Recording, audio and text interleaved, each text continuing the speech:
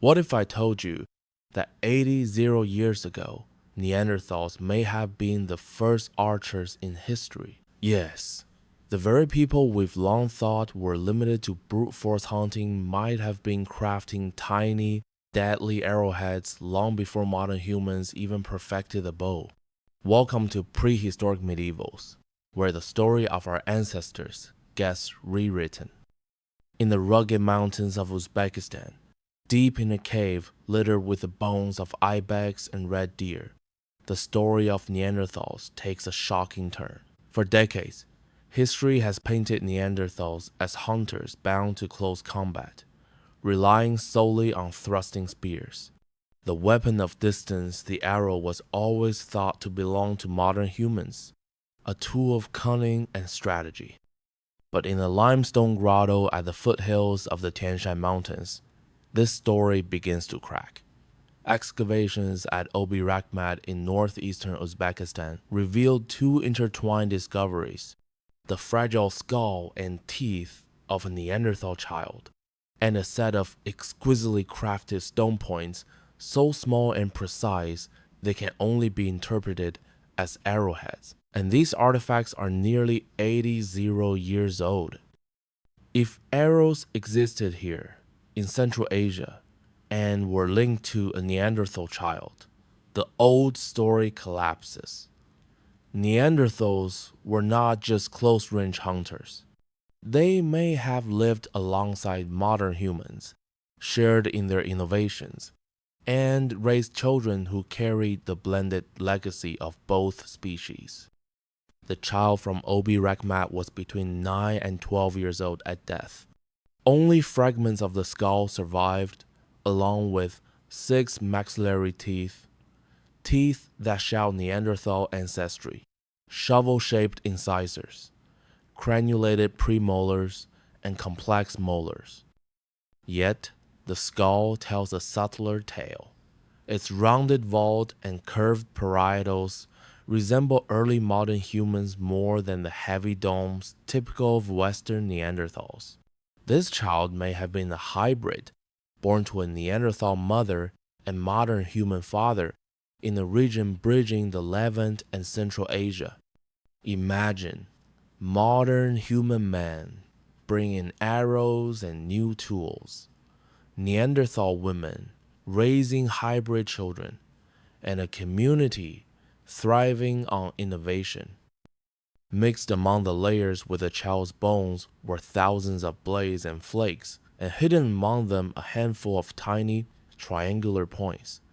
At first glance, they seemed unremarkable, mere debris, but under the microscope, they revealed impact fractures and linear scarring, patterns created only when stone tips strike bone or flesh at high velocity. Archaeologists tested them, replicating the points from local limestone, attaching them to narrow shafts with bitumen and charcoal, and shooting them into animal carcasses. The result? The exact same patterns of damage. These were not knives or scrapers. These were arrows. Just a few hundred kilometers from Obi Rakmat, another cave tells a very different story. In 1938, archaeologists discovered the Teshiktash child, also around 9 years old. His skull, reconstructed from more than 100 fragments, shows every hallmark of a classic Neanderthal: a long, low vault, massive brow ridges, and thick bones. He was buried with ibex horns arranged in a circle, hinting at a ritual that has fascinated scientists ever since. But here's a crucial difference: no arrows. The tools were scrapers and points, the hallmark of traditional Neanderthal hunting. The contrast between Teshiktash and Obi Rakmat suggests that Central Asia was not a single cultural block. Some valleys preserved Neanderthal traditions, while others became crucibles of innovation, blending Neanderthal ancestry with modern human technology. Travel a bit southwest to the caves of Mount Carmel in the Near East, and you find a population bridging categories. More than 10 individuals, dating to around 100 years ago, have skulls that are modern in shape but still bear heavy Neanderthal features. Some mandibles even lack chins, a trait more common among Neanderthals. These fossils are widely regarded as hybrids, descendants of Homo sapiens who interbred with Neanderthals during early expansions out of Africa. The tools found with them, blades and points, hint at the beginnings of projectile technology. Climate models suggest that around 80 years ago, modern humans could have moved north into Uzbekistan from India. If you connect the dots, Obi Rakmat's arrowheads make sense. Modern human men bringing their hunting traditions northward, Neanderthal women joining them, and hybrid children growing up in a world of arrows and innovation. The bones tell one story, but the molecules preserved within them tell another. Mitochondrial DNA, inherited through the maternal line, has been recovered from both the Obi Rakmat child and the Tashiktash child. In both cases, the sequences fall squarely within the Neanderthal range. Despite the modern skull features of the Obi Rakmat child, the maternal ancestry was Neanderthal. The same goes for Tashiktash. This confirms a fascinating pattern. Neanderthal women were the mothers in these hybrid communities, while modern human men brought new tools and technologies, like bladeless and arrowheads, into Central Asia. The story emerging is not one of sudden invention. It's a story of human contact and cultural exchange.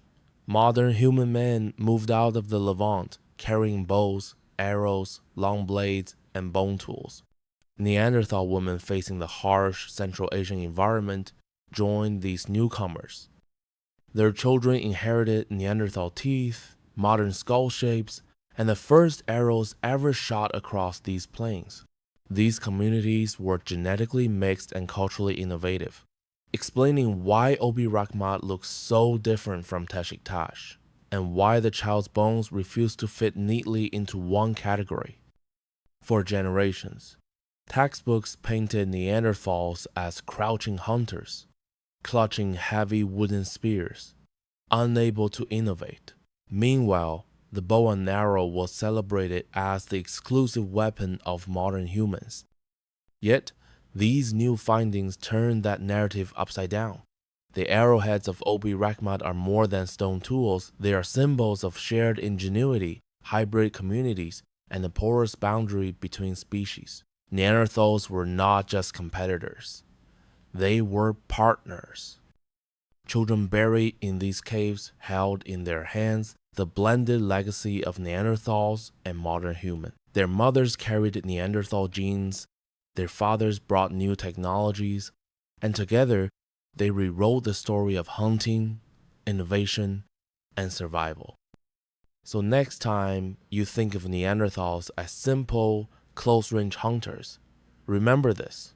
80 years ago, in the mountains of Central Asia, children with Neanderthal teeth and modern skulls were learning to use bows and arrows, a technology we once thought belonged only to Homo sapiens. This is the story of Prehistoric Medievals, a world where species mixed, cultures merged, and innovation didn't belong to one group but to all humans. The first arrows were more than weapons, they were bridges between worlds, proof that even in the Ice Age, curiosity, ingenuity, and connection defined humanity.